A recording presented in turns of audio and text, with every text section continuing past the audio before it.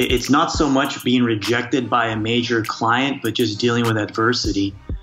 They threaten to sue us. And that's where I kind of learned early on that trust and kind of listening to your gut means so much in business. If you don't see a very clear path to a solution, that's where you feel like you're just sailing rudderless in the ocean. And I think that's the hardest part when you're in a time of crisis. If you can't think clearly and you don't have a very clear plan of attack, that's especially for entrepreneurs, like it can be mentally really, really taxing. And that's one of the best pieces of advice I could ever give to someone is having a very trusted advisor, so you feel like there's someone else with you, at least not necessarily in the trenches, but guiding you through the foxhole. No one likes to feel like a failure, but really what do you define as a failure?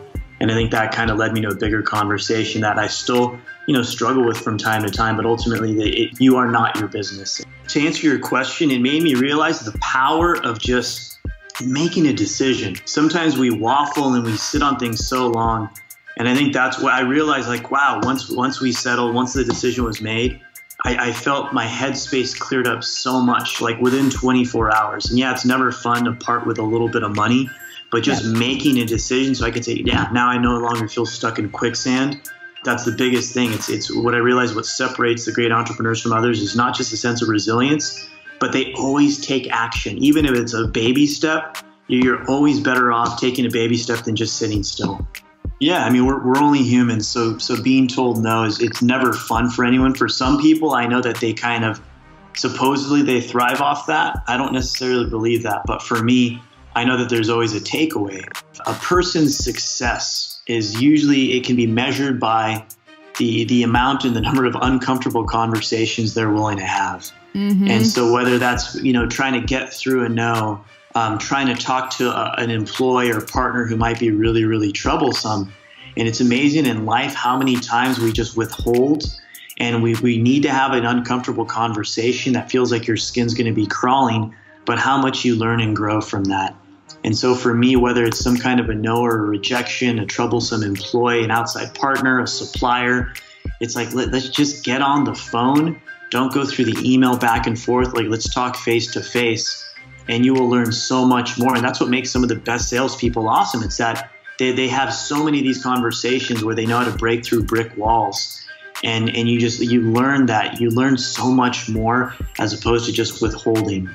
But what I've found is just being direct more than anything. Don't beat around the bush. Don't try to skirt the issue. It's kind of like, would you rather have a bullet to the head or 5 to the chest and bleed out? If you can sense it, this other person can most likely sense it. So just be the first one to act and do your best to do so with empathy, but don't BS. Just be direct. Hey, something's off. I think we need to make a change. And it's usually such a sigh and breath of relief. If the person's not really looking you in the eye, if they're flipping through other stuff, if they're acting too busy to just pay attention and engage, that right there is a very clear warning sign of things to come.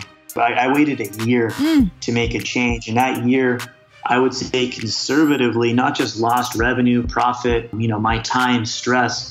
It probably cost me well over $100,000. It's like, do your homework. And if your gut is something's off, you got to dig a little deeper and then don't wait so long to have that difficult conversation before it's too late. You need to put a value, you have to, on what your time is worth. So oftentimes we're just giving time away here and there. And let's say you think you're worth, $200,000 a year. Well, you put in the hours, that's probably $2 a minute. So I still like it's kind of a bit of a Tony Robbins or Dan Sullivan approach, but absolutely, like, what is your time worth?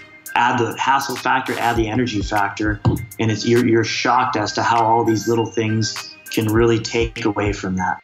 You are not your business. You do not have to tie in your identity into your business. And I think for me, it's what I've learned. It's also, other than that, it's being able to be focused. And as entrepreneurs, we're constantly so distracted and we're always like trying to chase the shiny object. And I think what's separated the wildly successful companies from those that didn't make it, it's focus. I'd rather go really, really deep within a niche or within a customer base than trying to get a little bit of everything. Don't just go after every shiny object. Go real deep and focus as much as possible.